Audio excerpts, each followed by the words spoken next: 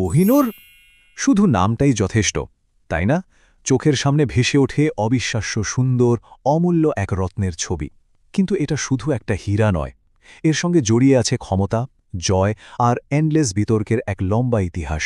এর গল্পটা কয়েকশো বছর পুরনো, যেখানে প্রত্যেকটা ঝলকের পেছনে লুকিয়ে আছে এক একটা সাম্রাজ্যের উত্থান আর পতনের কাহিনী। চলুন আজ এই অসাধারণ হীরাটার সেই মহাকাব্যিক যাত্রার গল্পটাই শোনা যাক। একবার ভাবুন তো, এর দাম ঠিক কতটা হতে পারে।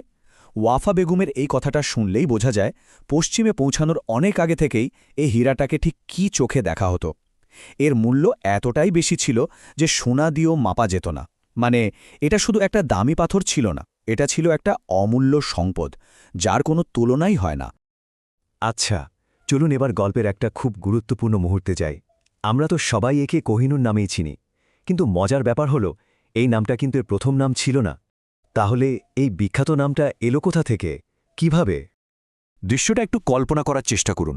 সময়টা ১৭৩৯ সাল। পারস্যের শাসক নাদির শাহ দিল্লি জয় করে ফেলেছেন। তিনি মুঘলদের সেই কিংবদন্তিতুল্য ধনসম্পদের খুঁজে এসেছেন, কিন্তু সেই বিখ্যাত হীরাটা কোথাও খুঁজে পাওয়া যাচ্ছে না। কারণটা কি? কারণ মুঘল সম্রাট মোহাম্মদ শাহ, যাকে রঙ্গিলা নামেও ডাকা হতো, তিনি খুব গোপনে হীরাটা লুকিয়ে রেখেছিলেন তার নিজের পাগড়ির ভেতরে। তো নাদির শাহ যখন কোনোভাবে খবরটা পেলেন, তখন তিনি একটা অসাধারণ চাল চাললেন। তিনি বন্ধুত্বের অজুহাতে মোহাম্মদ শাহের সঙ্গে পাগড়ি বিনিময়ের প্রস্তাব দিলেন। মানে তখনকার দিনে এটা ছিল সর্বোচ্চ সম্মানের প্রতীক। পরাজিত মুঘল সম্রাটে তো আর না বলার উপায় ছিল না। আর যেই মুহূর্তে পাগড়িটা খোলা হলো, হীরাটা মাটিতে পড়ে গেল আর তার আলোয় চারপাশ ঝলমল করে উঠল। সেই অবিশ্বাস্য দৃশ্য দেখেই নাদির শাহের মুখ থেকে বেরিয়ে আসে দুটো শব্দ, কো হে নূর, পার্সি ভাষায়, যার মানে হল আলোর পাহাড়। আর সেদিন থেকেই এই হীরাটা তার চিরস্থায়ী নাম পেয়ে যায়। নাম তো না হয় পাওয়া গেল, কিন্তু এবার চলুন গল্পটাকে আরও পেছনে নিয়ে যাই, একেবারের শুরুতে। এই হীরাটার জন্ম কোথায়? এর উৎপত্তির সাথে যেমন পৌরাণিক কাহিনী জড়িয়ে আছে, তেমনি এর নথিভুক্ত ইতিহাসটাও কিন্তু কম রোমাঞ্চকর নয়। দেখুন, এর উৎপত্তির গল্পটাও কিন্তু দুটো।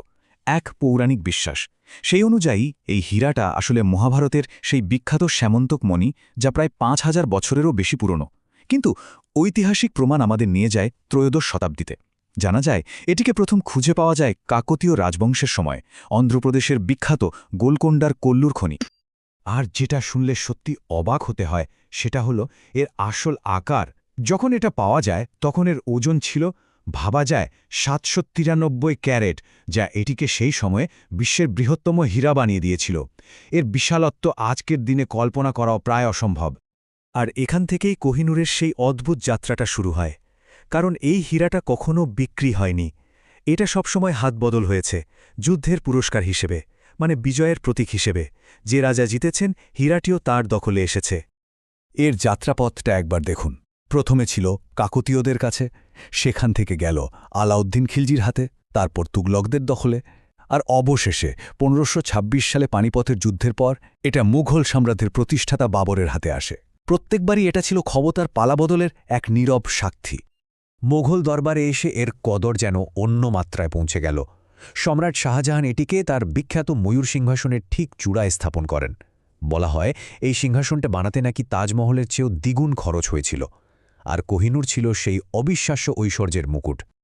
আচ্ছা, এত খ্যাতির সাথে সাথে এর সঙ্গে জুড়ে যায় কিছু কুসংস্কারের গল্প।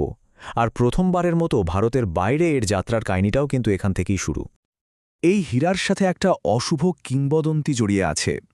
একটা বিশ্বাস প্রচলিত হয়ে গিয়েছিল যে যে পুরুষ শাসকই এই হীরাটার মালিক হবেন, তার জীবনে দুর্ভাগ্য নেমে আসবে। যেমন হুমায়ুনকে নির্বাসিত হতে হয়েছিল, শাহজাহানকে তার নিজের ছেলেই বন্দী করেছিল। অন্যদিকে সম্রাট আকবর, যিনি কখনো এর মালিক ছিলেন না, তিনি ছিলেন মুঘলদের মধ্যে অন্যতম সফল শাসক। এই বিশ্বাসটা কিন্তু এর ভবিষ্যৎকে অনেকটাই প্রভাবিত করেছিল। সম্রাট আওরঙ্গজেবের সময় একটা বড় সড় বিপর্যয় ঘটে যায়।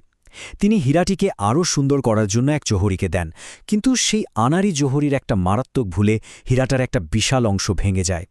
এর ওজন ৭৯৩ ক্যারেট থেকে সোজা কমে দাঁড়ায় মাত্র ১৮৬ ক্যারেটে। ভাবা যায় আওরঙ্গজেব এতে এতটাই রেগে গিয়েছিলেন যে তিনি সেই জোহরিকে প্রায় মেরেই ফেলেছিলেন। এরপর তো হীরাটা যেন বিশ্ব ভ্রমণে বেরিয়ে পড়ল। নাদির শাহের সাথে গেল পারস্যে, সেখান থেকে আফগানিস্তানে, অবশেষে প্রায় ৭৪ বছর পর মহারাজা রঞ্জিত সিংয়ের হাত ধরে এটি আবার পাঞ্জাবে মানে ভারতে ফিরে আসে। এর নির্বাসন শেষ হয়। আর এখন আমরা আসছি গল্পের সেই অংশে যা নিয়ে বিতর্কটা সবচেয়ে বেশি, কোহিনূরের গ্রেট ব্রিটেনে যাওয়ার কাহিনী, যাকে অনেকেই একটা তথাকথিত উপহার বলে থাকেন। আসলে হয়েছিল কি, মহারাজা রঞ্জিত সিংয়ের মৃত্যুর পর শিখ সাম্রাজ্য দেশ দুর্বল হয়ে পড়ে।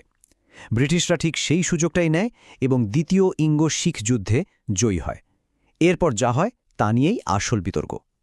মাত্র ১০ বছর বয়সী মহারাজা দলীপ সিংকে লাহোর চুক্তি স্বাক্ষর করতে বাধ্য করা হয়, আর সেই চুক্তির শর্ত অনুযায়ী কোহিনূর রানী ভিক্টোরিয়ার কাছে সমর্পণ করতে হয়।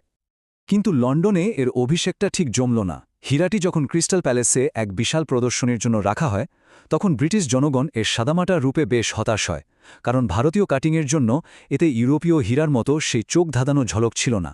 এমনকি রানী ভিক্টোরিয়া নিজেও নাকি এটা দেখে খুব একটা খুশি হননি। এই হতাশার কারণেই প্রিন্স অ্যালবার্ট ঠিক করলেন হীরাটিকে আবার কাটতে হবে। এর ফলে এর আকার আরও কমে গিয়ে দাঁড়ায় ১০৫.৬ ক্যারেটে, কিন্তু এটি ফিরে পায় তার সেই বিখ্যাত ঔজ্জ্বল্য আর আগুন যা আমরা আজ দেখতে পাই। আর এরপর এটি পাকাপাকিভাবে ব্রিটিশ রাজমুকুটের অংশ হয়ে যায়। তো এত ইতিহাস পেরিয়ে চলুন এবার একেবারে বর্তমান সময়ে আসা যাক, যেখানে এই হীরাটার আসল মালিক কে তা নিয়ে এক আন্তর্জাতিক বিতর্ক চলছে। আজ কিন্তু শুধু ভারত নয়, মোট ৪টি দেশ আনুষ্ঠানিকভাবে কোহিনূরের মালিকানা দাবি করে। ভারত, পাকিস্তান, আফগানিস্তান এবং ইরান, প্রত্যেকটি দেশেরই এই রত্নটির সঙ্গে এক গভীর ঐতিহাসিক যোগাযোগ রয়েছে। বিতর্কের কেন্দ্রবিন্দুতে রয়েছে দুটো সম্পূর্ণ ভিন্ন দৃষ্টিভঙ্গি। ব্রিটিশদের বক্তব্য হল তারা লাহোর চুক্তির মাধ্যমে আইনসম্মতভাবেই এটা পেয়েছে এবং এটা এখন তাদের জাতীয় ঐতিহ্যের একটা অংশ। অন্যদিকে দাবিদার দেশগুলোর যুক্তি হল এটা একটা নাবালক রাজার কাছ থেকে জোর করে কেড়ে নেওয়া হয়েছে, তাই এটা আসলে ঔপনিবেশিক শোষণের একটা নিদর্শন। তাহলে শেষ পর্যন্ত প্রশ্নটা এটাই দাঁড়াচ্ছে, কোহিনূর কি ব্রিটিশ ঐতিহ্যের এক গৌরবময় প্রতীক, নাকি ঔপনিবেশিকতার এক বেদনাদায়ক স্মৃতি? এই আলোর পাহাড়ের আসল ঠিকানা কোথায় হওয়া উচিত? এই সিদ্ধান্তটা হয়তো ইতিহাসের সবচেয়ে জটিল প্রশ্নগুলোর মধ্যে একটি।